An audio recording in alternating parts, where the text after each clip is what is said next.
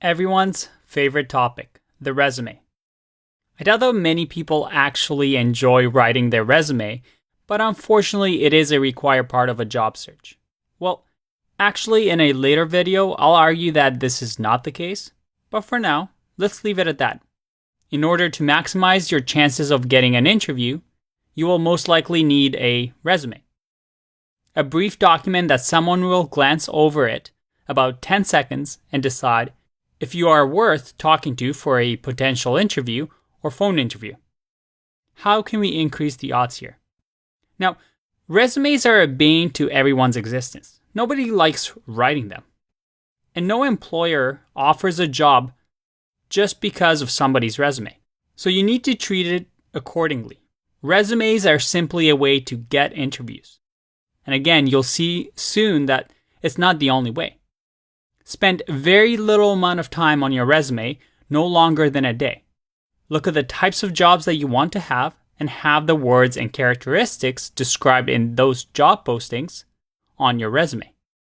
Finally, make it personal for each position you apply to so that employers' names is on the resume. It will take you 10 seconds, but by doing just those things, it already puts you above most people that just send mass amount of resumes that look the same. Now, before we get into the details of how to make a resume look good, I want to show you a really nice tool. This is the resumemaker.online, a free tool that just creates a resume for you or gives you a nice design and a template that you can just fill out yourself. There are others like it online, so you shouldn't really format your own resume. I mean, you're a programmer, you're a developer, you should spend your time coding and use the skills that other people have in design to improve your resume. So unless you're a designer, you don't really need to focus on making your resume visually appealing, and you can just use a template like this one. Most of your time, like I said, is better spent on other things.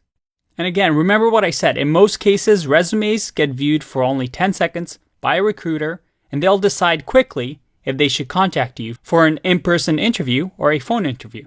Most people spend too much time on the resumes, tweaking small things, changing fonts, and well, it's just a waste of time. Once you have a good resume that returns a good result, then you're all set and you shouldn't stress about it.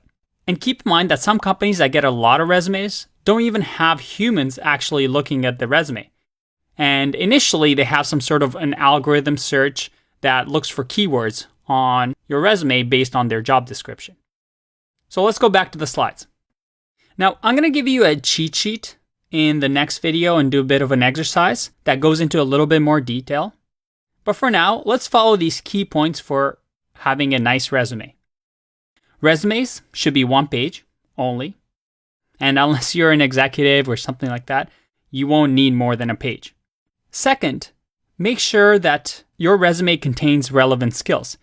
Each job has a specific requirement and they're looking for specific skills.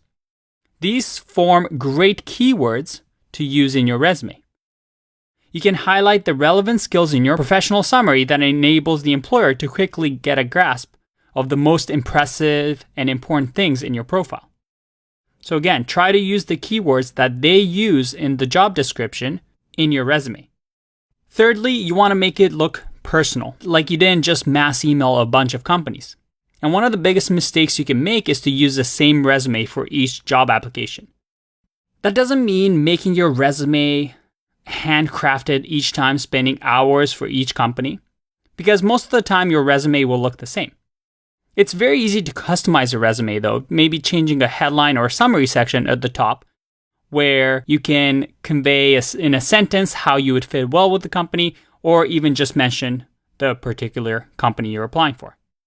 And then finally, you want to have some sort of an online link. You want to highlight perhaps your GitHub, your blog posts, portfolio websites.